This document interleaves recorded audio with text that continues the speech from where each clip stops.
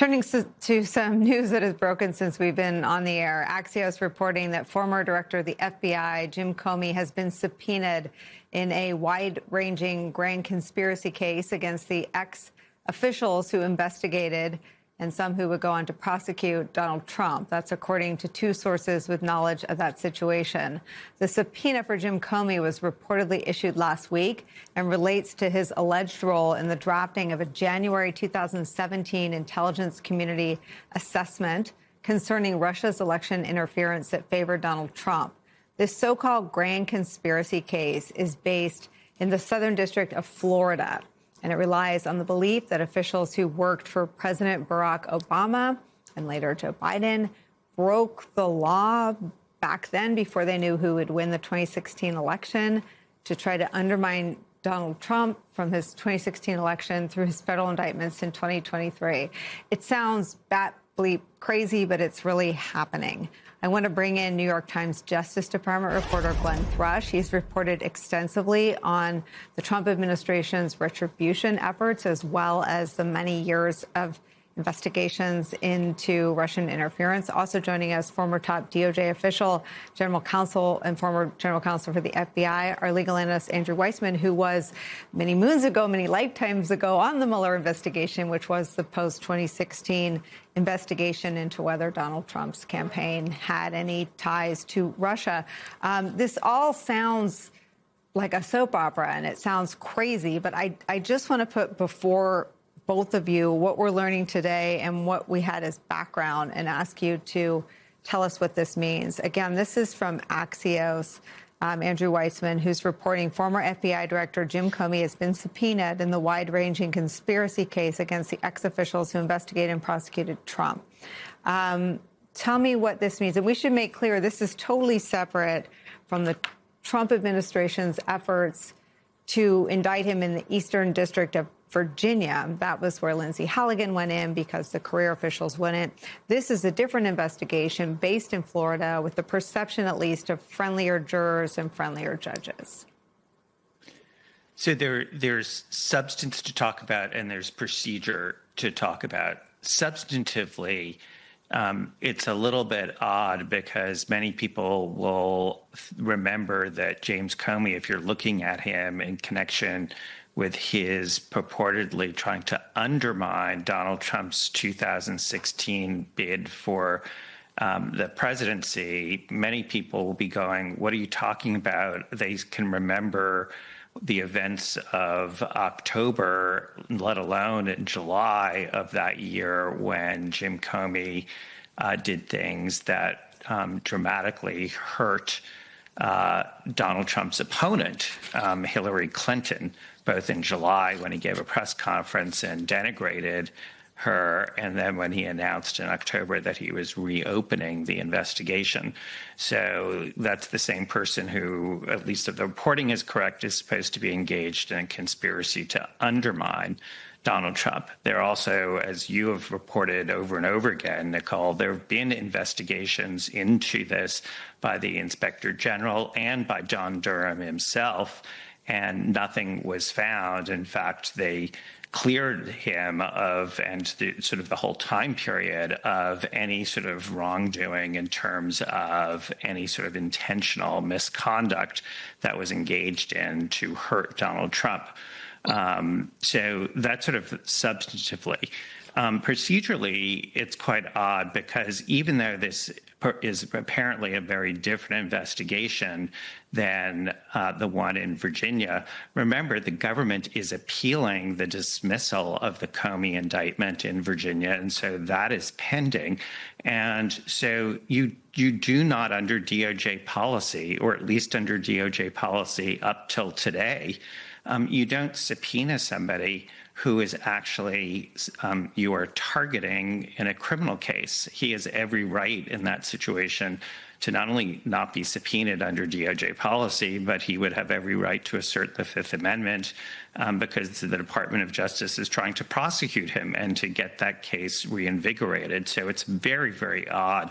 I have never seen that where you subpoena somebody who is a target in maybe one, if not two, criminal cases. That sort of violates DOJ policy. There's also just a lot of issues about why it is in Florida, the statute of limitations having run, because we're talking about something in 2016 that it's going to be very hard to sort of bootstrap into being some sort of timely investigation.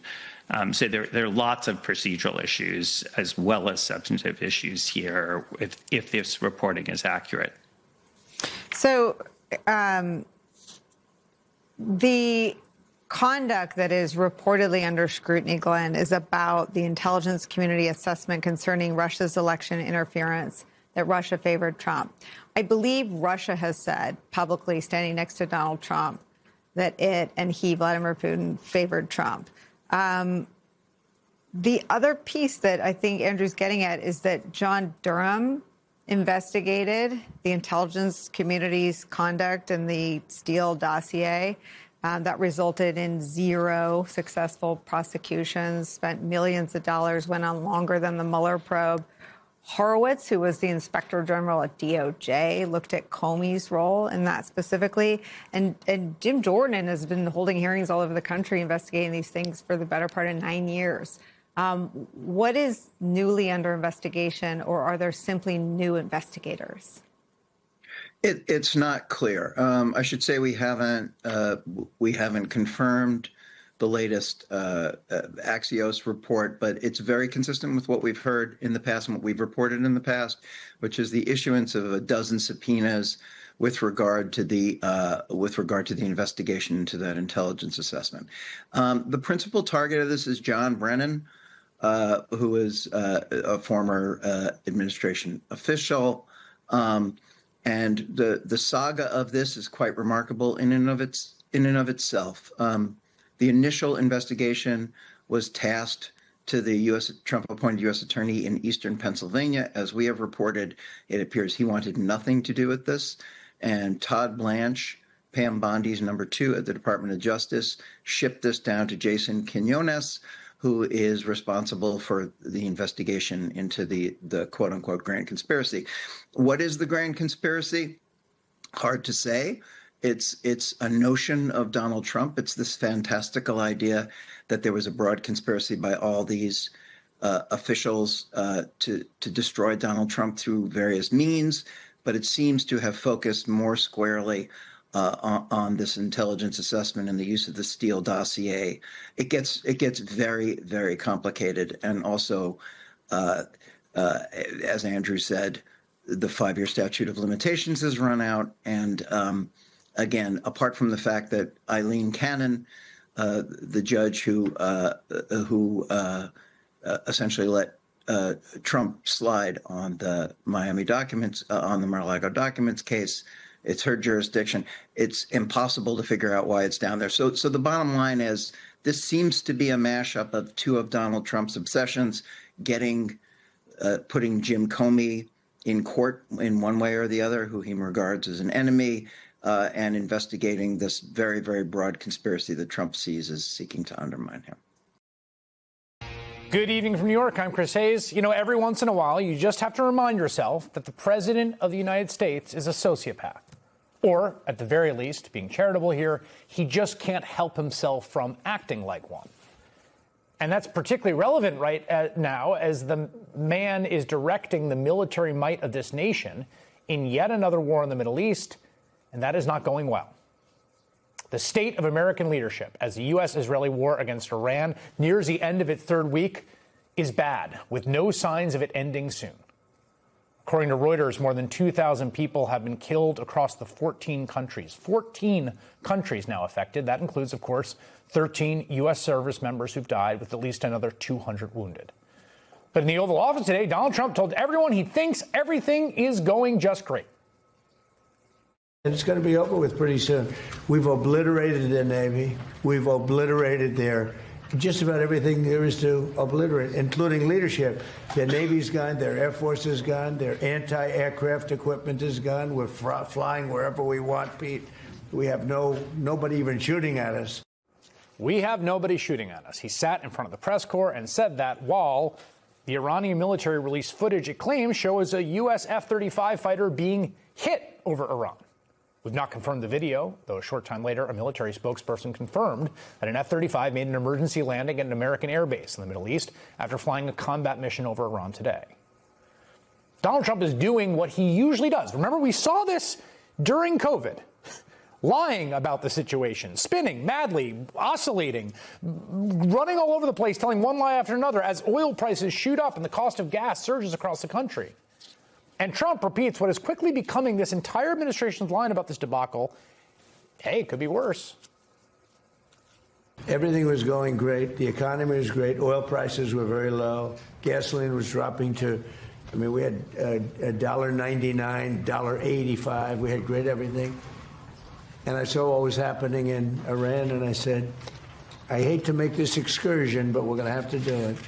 And I actually thought the numbers would be worse. I thought that it would go up more than it did. And just to be clear, the gas prices are not true. The economy was in weird position before this all started. By most counts, things don't seem to be going great right now.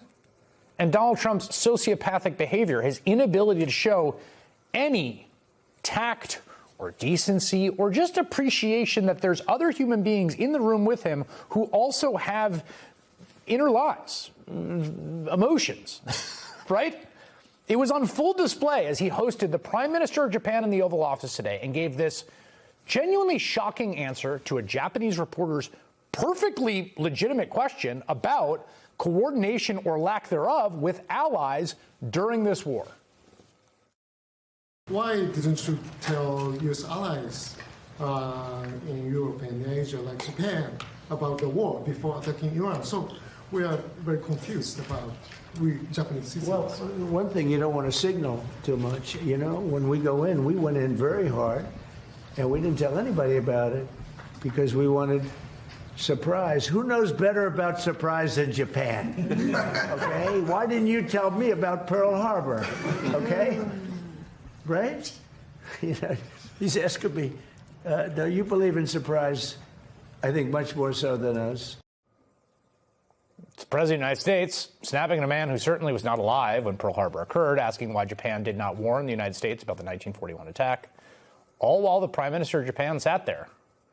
Never mind, the question was about why the U.S. did not notify its allies, its trusted allies, before striking Iran.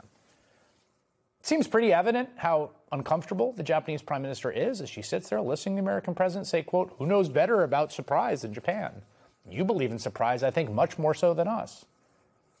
Equating all Japanese people with every generation with the decision of a government that was defeated before Donald Trump was even born. But that's kind of his thing, right? That's the fundamental problem in all this. That's who it is, that person, that guy. That's the guy. That's the person managing the war who has this unfathomable power over life and death. That guy is going to decide who lives and who dies. He's arguably the most powerful person in the world. Seems to be a flat-out sociopath and a narcissist. And if that gross, weird, awful answer about surprise attacks was not bad enough, he then went on to even hint about nuclear weapons, something he has done on multiple occasions now. The military equipment, the power of some of this weaponry is unthinkable. You don't even want to know about it. Oh, you could end this thing in 2 seconds if you wanted to, but we are being very judicious. Japan, of course, the only country on earth, the only one that has ever had firsthand experience with the horrors of an atomic weapon, twice, from us, from our country, in which people's flesh was melted off their bones and children were incinerated instantly and thousands suffered from elevated cancer rates for an entire generation. And Donald Trump sitting there kind of wink, wink, nudge, nudge, hinting at nukes while the Prime Minister of Japan's sitting right next to him. I know this is a cliche, and we say it a lot, but it's also true. The guy has the nuclear codes. He literally does. They're in that room with him right there. And to be honest, for the last 11 years, I have gone to work every day into this studio trying to find new ways to basically say the same thing about this guy. About how just wildly dangerous it is to have a likely sociopath as the most powerful person in the world leading this country at this point into this war of choice with no end in sight, putting Americans and people all over the world in danger, killing people. He's going to decide who lives and dies. That guy. Not to mention tanking the global economy and then lying about it every day. And I got another example of this from a few days ago, which is not related to the war or the economy, but illustrates the same point. It illustrates Donald Trump's just like stone cold, bone deep inability to even conceive of the feelings and inner lives of the people around him. On Monday, he had this insane back and forth with House Speaker Mike Johnson. You might have seen this, you might have not. Many, including New York Times opinion columnist Jamelle Bouie, highlighted it, where Trump just gleefully revealed in front of the cameras a Republican congressman's terminal medical condition. Just listen to this. Death is very bad when you're the speaker and you have a majority of 2 or 3. But we had a death, and then we had another death, and we had some things, and it's, but we're looking very strong. We had one man who was very ill. It looked like he wasn't going to make it. I don't know. I won't mention his name. Should I? Do other people know his name? Do you want to mention it? He'll be proud. Go ahead. Tell him the story. Okay. Well, thank you, Mr. President. Congressman Neil Dunn of Florida had some real health challenges, and it was very serious, and had a pretty grim diagnosis. And I mentioned it to the president, and I said, Congressman Dunn is a real champion and a patriot because he's still coming to work. And if others got this diagnosis, they would be apt to go home and retire. And what was the diagnosis? It was, I think it was a terminal diagnosis. He would be dead by June. Okay, that wasn't public, but yeah, okay, that's it was grim. That's what I was going to say. I don't think with a heart problem, by the way. This was a heart problem. Right. So, the long story short, the president called him to encourage him and thank him, and they had a conversation. Have you ever seen anything like that in your life? You see how excited he is to tell the story, smiling, slapping Mike Johnson's back, because telling the story of this man's impending death brings glory to him. Right? The point for Trump is that the guy is so loyal to him that even as he faces down his own demise, he is coming to work for Donald Trump. And so he pushes the speaker to tell the story. And Mike Johnson, who, in my estimation, is a man of incredibly low character with terrible politics, but is not a sociopath, is trying to hold some kind of line. And as Trump interjects, you can hear the gasp in the room from the people who are all certainly Trump supporters. There's one other moment about that moment that really drives home Trump's full lack of empathy, because right next to him is his chief of staff, Susie Wiles. And less than an hour before Trump pushed Johnson to reveal his colleague's terminal diagnosis, Susie Wiles revealed her own breast cancer diagnosis. Trump even posted about it on social media, so he knew. Luckily, her prognosis is good. It's not at all in the same category as the congressman they're discussing. But there he was, exclaiming he would be dead by June, then turning and smiling obliviously at his chief of staff, battling her own serious health issues. That's the guy. That's the person. That's the one. That's the character of the man in control of the full U.S. military arsenal, up to and including the nuclear codes. The man who makes arguably the highest stakes decisions for Americans. It's wildly dangerous to have a sociopath be the most powerful person in the world. How could anyone watching this think that any of this could go right? There's been a lot going on with the Epstein probe in Congress and what Democrats say are evasions by the Trump DOJ. Democrats say the Attorney General may be trying to evade a lawful subpoena forcing her to testify on this because she's been dodging. The House Oversight Chairman Comer appears to be backing Bondi, although he was a part of the committee pursuing the subpoena, but now we're talking about what it means to really comply. He does say yesterday's briefing would not replace, of course, the public process of testifying under oath. There's also testimony coming in from Epstein's longtime lawyer who told Congress he just didn't know about Epstein's wrongdoing. Now, people are entitled to a lawyer and a criminal defense lawyer, but there are larger questions here. There are documents suggesting the facilitation of payments to women, as well as directing witnesses to avoid law enforcement. And so, while no one should be denied a lawyer, even if you face the most heinous allegations in the world under U.S. constitutional law, that does not mean that lawyers can just do anything. And so there are still questions, we've probed some of them, about the people around Epstein and whether they crossed the line into joining in his crimes. Congress is going through the unredacted files. Congressman Goldman yesterday said that one unredacted version of an email, which was heavily blacked out, raises questions, that it contradicts some of Trump's defenses about why he ever broke ties with Epstein. This document here was redacted to the public, it was unredacted to Congress, and it completely disputes everything that Donald Trump has said about Jeffrey Epstein, about what he knew about the allegations, about his disgusting behavior. If the Attorney General is covering up this information that she then reveals to Congress, what else is she covering up about Donald Trump's involvement? This is active. The pressure and the evidence is pouring out as we speak. That was, of course, just yesterday, middle of this week. The Daily Beast reports about that same email that it would suggest Epstein maybe was never even asked to leave Trump's club and that Trump may have been on Epstein's plane and at his home. Now, to be clear, this is an email out of the larger tranche of files. MS now hasn't confirmed the underlying validity of those documents. Trump hasn't been accused of criminal wrongdoing related to those documents. But even if they simply show that Trump has been lying for years about why he broke up his friendship with Epstein, that is a matter of major public interest. Now, Congress is doing some of this work, however delayed. Today, the Epstein lawyer, Darren Indyke, was being grilled. He's one of the two key lawyers for Epstein. Now, as I mentioned, they say they were just doing their jobs. Other people question whether they took a role as lawyer and turned it into fixer or worse, or ever knowledgeably, knowingly got involved in the criminal scheme and facilitating payments that you know are for breaking the law is different than, for example, providing someone legal defense. Now, take reporting about one of them, Richard Kahn. He was a longtime accountant. Now, Congress grilled him as well. He was previously questioned by the FBI about the contents of this safe. Take a good look, because the BBC has reported, based again on a lot of the new information we're getting, that when the FBI originally raided Epstein's New York mansion back in 2019, the very day he was arrested, agents forced open the safe you just saw, and they found valuables like diamonds and cash, but they also found binders of CDs and hard drives. Now, stay with me here, because it gets interesting. There was an issue allegedly with the warrant, and so they didn't leave with all the items. Then they returned with a new warrant. The BBC notes that then the safe had been emptied while they were gone. The FBI documents, including the newly released Epstein files, give more color to this. Now, Kahn then told the mansion staff, pack up 2 suitcases with the contents of that safe that he was going to take to his home, according to the FBI. That could allegedly include things like CDs and hard drives, which makes you wonder, what did this sex trafficker want with CDs in his safe?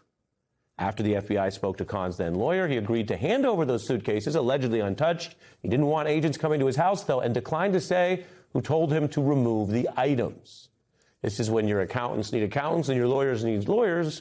Kahn's lawyer telling the BBC his client did cooperate with the FBI, and that is BBC's reporting. We haven't independently gotten additional information, but these are all the questions that, with the new files, really make you wonder why the DOJ seemed to operate this way. Why was evidence allowed to be removed from the safe? Did they confirm they got all the right CDs? Why didn't they pursue these leads more? Part of this story, of course, seems to continue to revolve around the politics and the pressure and the blame game.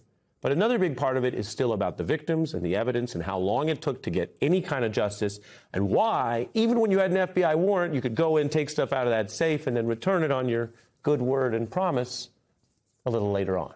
Will you commit to complying with that subpoena and appearing for a closed-door deposition? I made it crystal clear I will follow the law. But does that mean you will? Does that mean you will appear? We sat there saying, anything you want to ask us, anything you want to ask us. And they screamed, C-SPAN wasn't there, one of them, and then they stormed out of the meetings. That's the Attorney General's take on this clash over whether she will follow the subpoena to testify under oath in public. She says C-SPAN, like it's a dirty word, it's actually part of how congressional hearings are broadcast for every agency.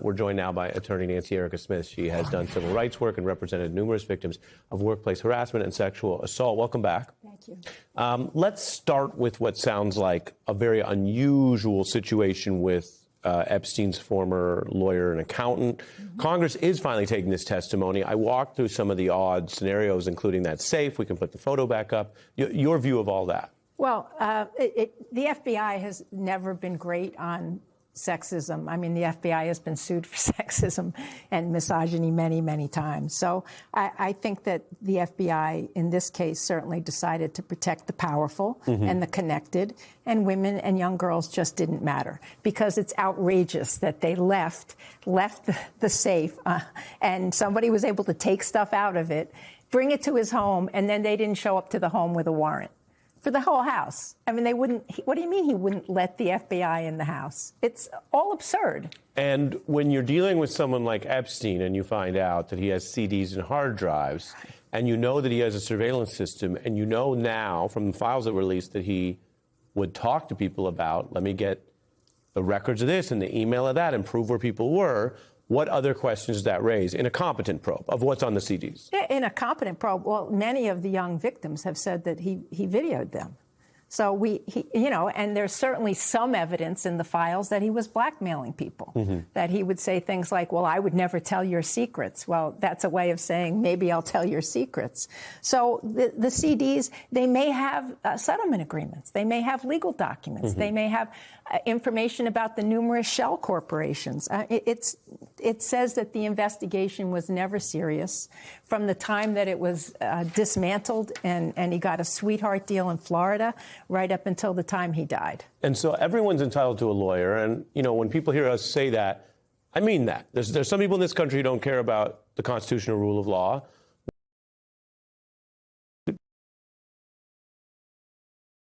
In this country under the Constitution. Right. But you don't get a fixer or a co-conspirator or a mob lawyer who's a criminal. There is a difference there.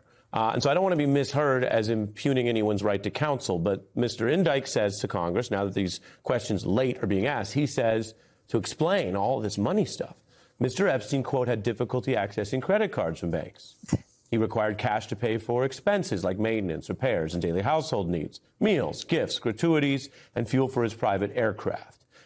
Is this a valid and competent defense for a sophisticated attorney? Or did he know, or should he have known, that the amount of cash in shell corporations and other activities suggested future misuse of funds for sex trafficking? Yeah, well, I think it's highly unlikely that he didn't know. It's highly unlikely. I don't have the facts.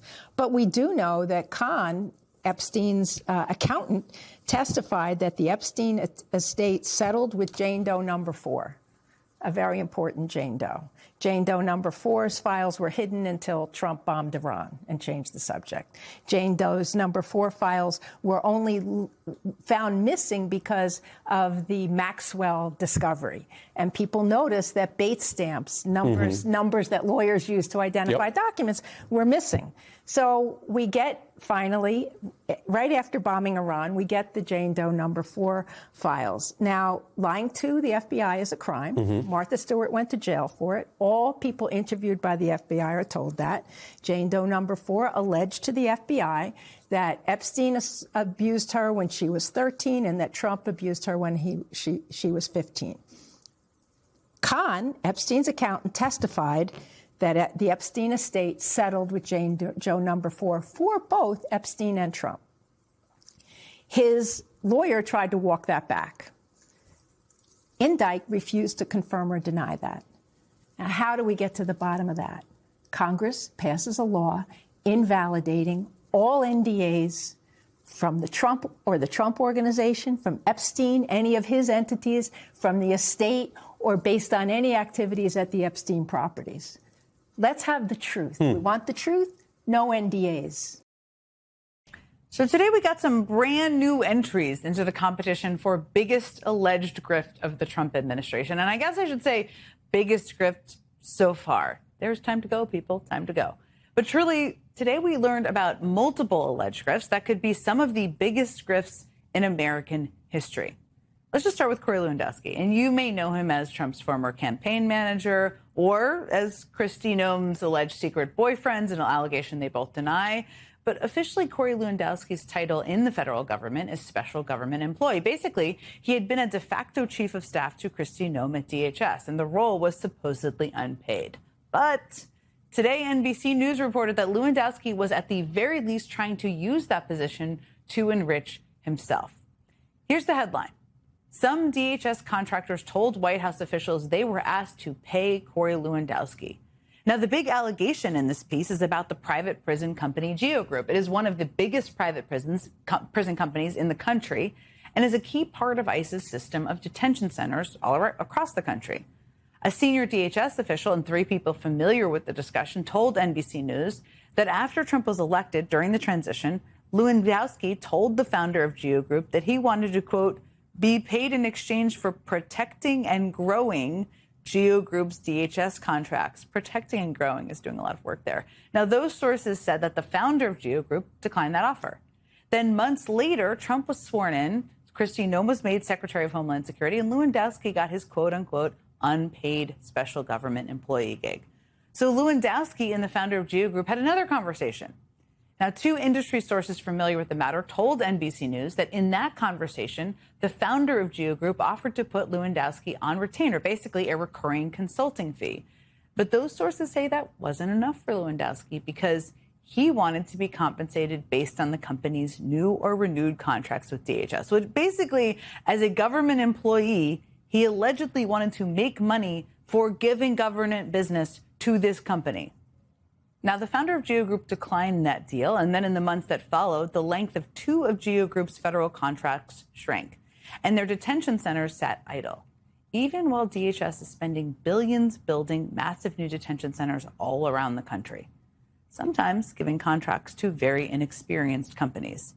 Now, I should mention that Lewandowski's spokesperson called it absolutely false, that Lewandowski that he ever demanded payment from GEO Group. And DHS's general counsel's office told NBC News that Lewandowski is in compliance with all required ethics, financial disclosure reporting, and training requirements. Okay. But oh boy, I mean, that is a hell of a story. And that is just one of the stories, just one, about major alleged grift we got today. The other is about President Trump's adult son, Don Jr. Last year, Don Jr.'s venture capital firm invested in a startup focused on rare earth magnet production. 3 months after that investment, the startup landed a $620 million government contract. How lucky for them, isn't it? Now, while the rare earth magnet startup was only valued at about $200 million when Don Jr.'s firm invested in it, today people familiar with the matter told Bloomberg that the startup is now valued at nearly $2 billion. I should note that all the parties involved told Bloomberg that there was no connection between the Trump administration's decision to back the company and the investment by Don Jr.'s firm. The startup CEO says he's never communicated with Don Jr. in any way. Don Jr.'s venture capital firm says it had zero involvement in the government contract, and a spokesperson for Don Jr. says that he doesn't interface with the federal government on behalf of any company that he invests in or advises. Guess it's just some really, really coincidental good luck, I guess. Now, we got these 2 news stories today, but amazingly, they don't even come close to the scale of the biggest alleged corruption story we got this week. A scandal that is all the more concerning now that the United States is at war with Iran. Because on Friday, the New York Times reported that Jared Kushner is still soliciting funds from countries in the Middle East while actively negotiating on America's behalf as Trump's Middle East envoy. No conflict of interest there, is there? I mean, there's an obvious one. 5 people with knowledge of the talks told the New York Times that Kushner had spoken to potential investors about raising another $5 billion for his investment firm.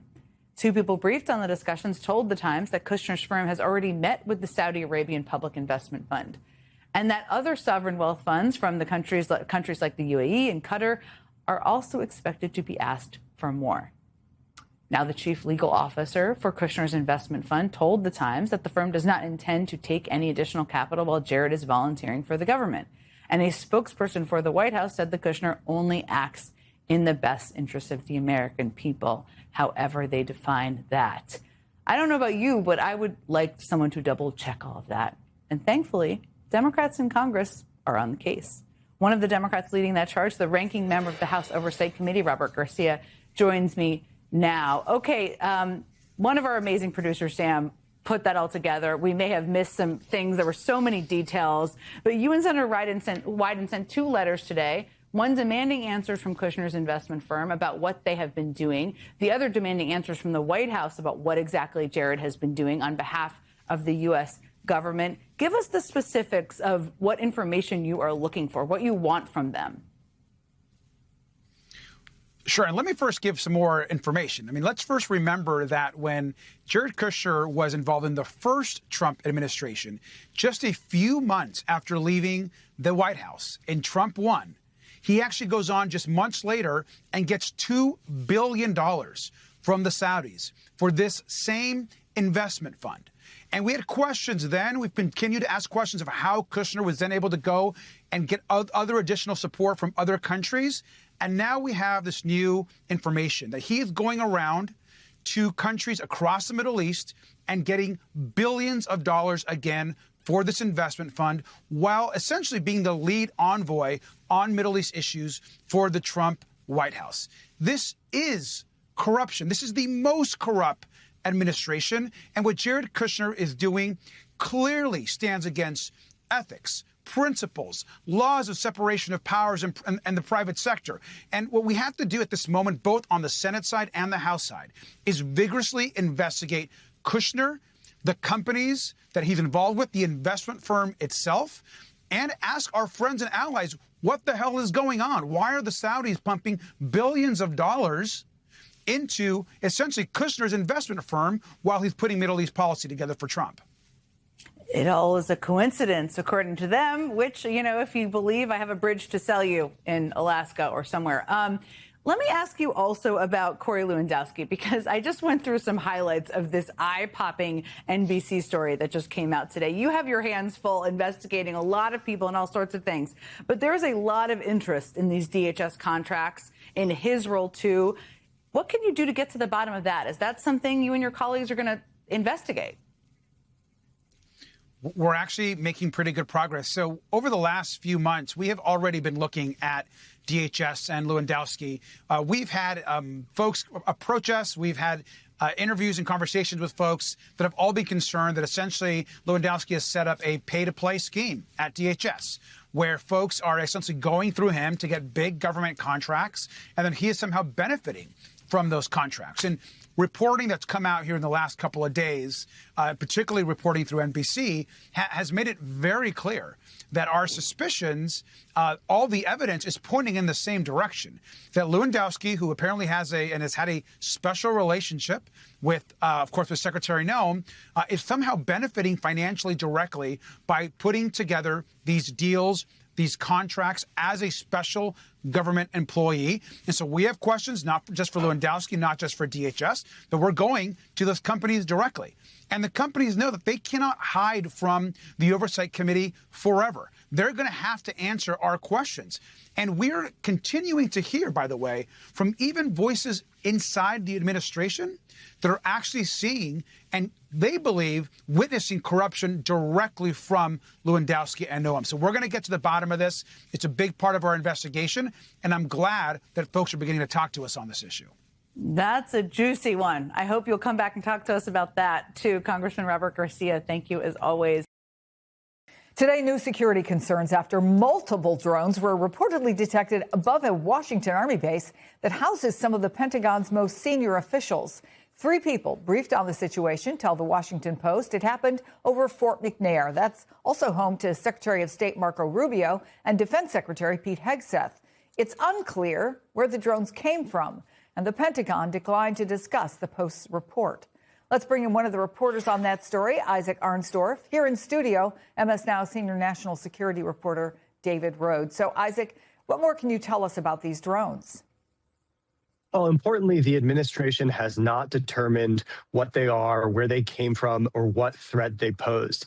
But obviously, they were detected because of this higher threat environment, this elevated state of alert that the military has on because of the war in Iran. And very concerningly, they look similar to drones that appeared around other U.S. officials in the past who Iran has wanted to kill in retaliation for a previous strike against Iran that killed one of their generals in 2020. So for people who remember the 2024 Trump campaign and some of the threats to former Secretary of State Mike Pompeo and John Bolton, Iran has this track record of wanting to assassinate U.S. officials who they hold responsible.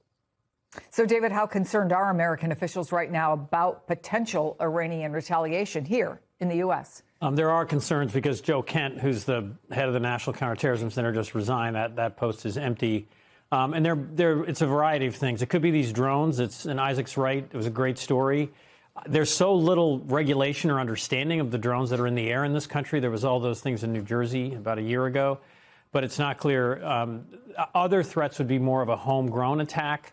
The terrible attack on the synagogue, the children, the attempt in Michigan that happened last week. There was also the incident in Virginia where one person was killed by someone who had previously been convicted of supporting ISIS.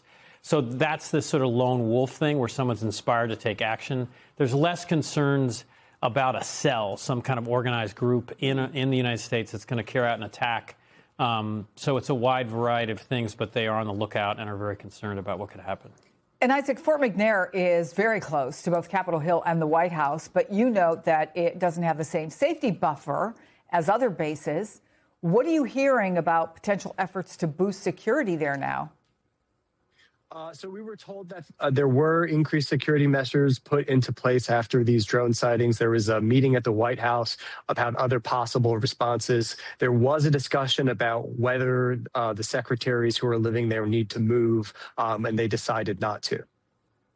So, David, in the last hour, President Trump also confirmed your reporting that the administration is requesting an additional $200 billion for Iran war funding.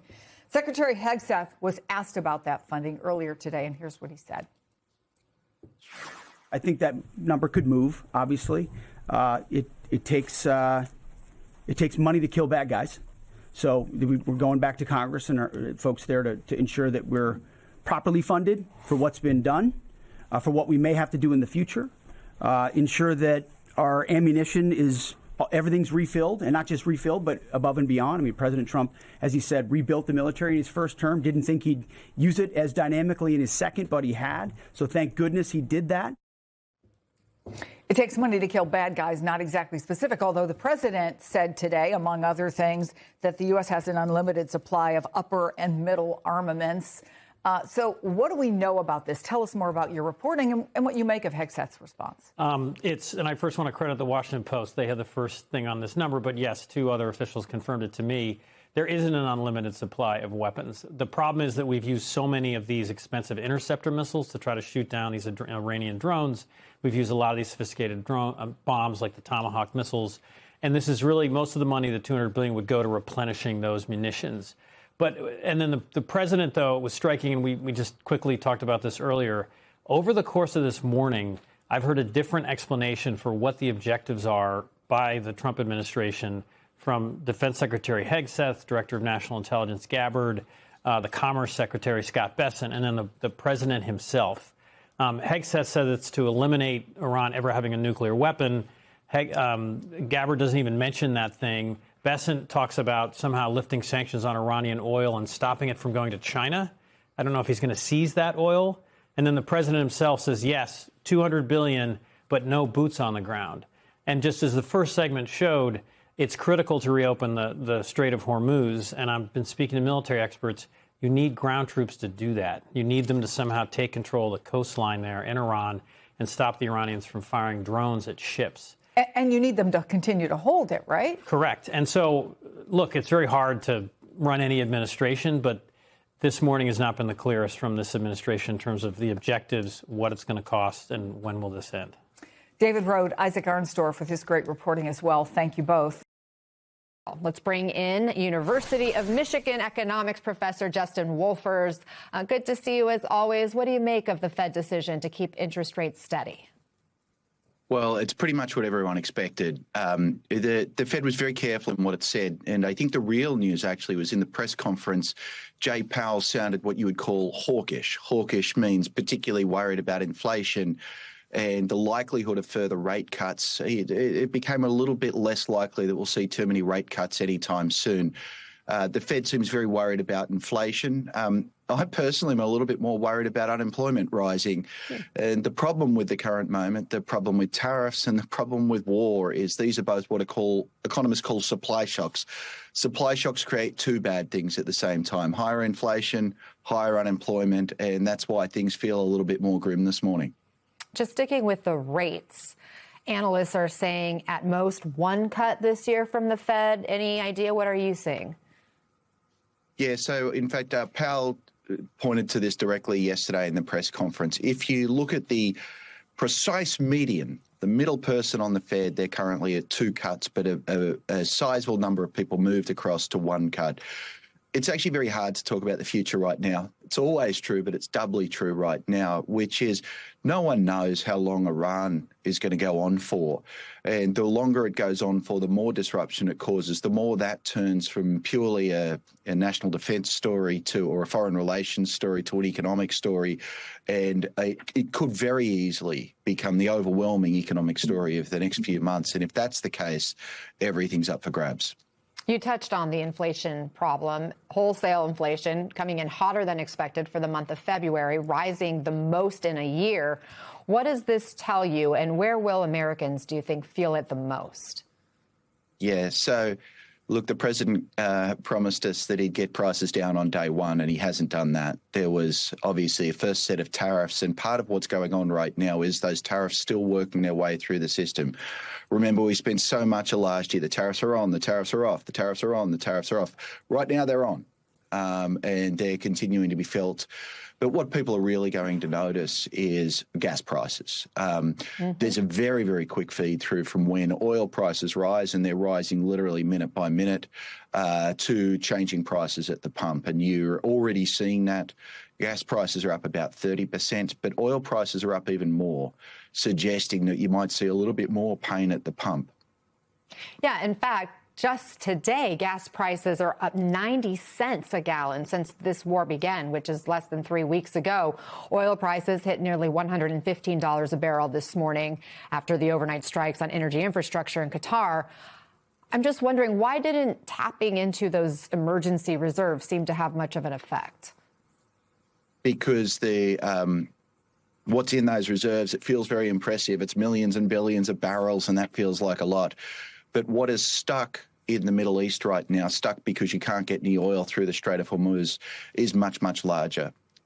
Look, the problem is that 20% of the world's oil comes through there. There are some workarounds, but they're very imperfect. The reason prices rise so much is if we have a bunch less oil, we got to figure out a way to get people to use a bunch less oil. And what markets do is they jump up the price until your family stops driving for vacations, that people cut back in a variety of ways. And that's the only allocation mechanism that we have. And so those high prices are reflecting the fact, one, oil is in short supply, and two, it's pretty much an essential. Here's what the vice president is saying about the rising gas prices. Listen. Look, gas prices are up, and we know they're up, and we know that people are hurting because of it, and we're doing everything that we can to ensure that they stay lower. I will say, the president said this, and I certainly agree with it. This is a temporary blip, okay? Justin, a temporary blip, or are people going to be paying more for a while? The vice president's lying, and the vice president knows it. He knows it partly because he knows that there's ongoing disruption and it's going to be around for a while. The longer this goes on, actually, some of the oil wells get shut down. It becomes very difficult to open them back up. And let me tell you how we all know the vice president's lying. There are very big markets in what are called oil futures. Basically, you're buying oil for next year or the year after.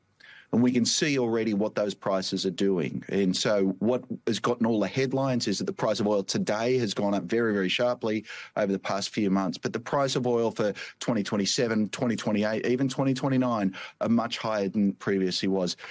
This is not just a short blip. This is going to be with us for a while. Maybe not as sharply as it is right now, although things could always get worse. But I think people should be making plans that oil is going to be a bit more expensive for quite a while. Justin Wolfers, thanks for that reality check. It's good to have you here.